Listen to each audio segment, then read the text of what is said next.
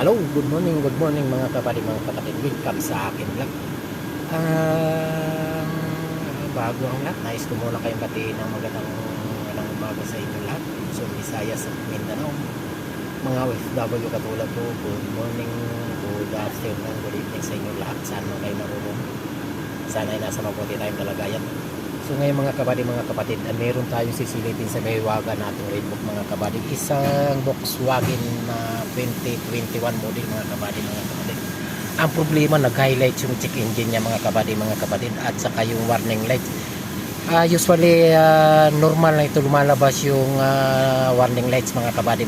Kapag mayroong problema yung system niya mga kapatid, system yung unit mga kapatid.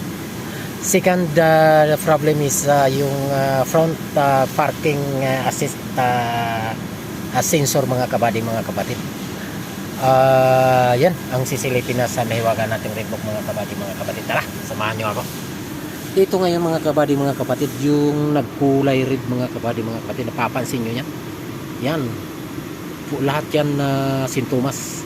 At saka ito yung kulay green, napapansin nyo mga kapatid. At saka normal, ibig sabihin okay yan, normal, walang problema. Ito yan. So ito yung problema yan mga kapatid. Kaya lumabas yung check engine niya mga kapatid, okay? So bago ang lahat, bago natin i-clear muna, i-report muna natin mga kapatid para may submit natin sa insurance mga kapatid. Okay? Tara. Email muna natin mga kapatid. Okay?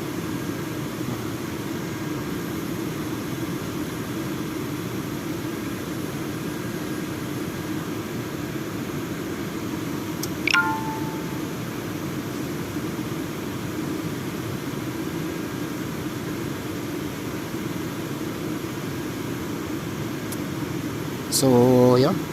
Ngayon, saka natin i-clear mga kapatid kung maging kulay green siya or normal. So, tingnan natin mga kapatid. So, okay. Nawala na yung check engine niya mga kapatid. Pero still on the warning lights mga kapatid. Dahil siguro ito sa tire pressure highlights mga kapatid. Okay? Pero so yun, ano yung muna ito? Nabawasan ang yung kulay red na ang naiwan ito at may lima sa brake electronics. So ito yung tire sa rear right at saka left front left front at saka sa rear front left rear. Okay, so ito ang problema niya, kaya nagpaiwan yung warning lights mga kapatid.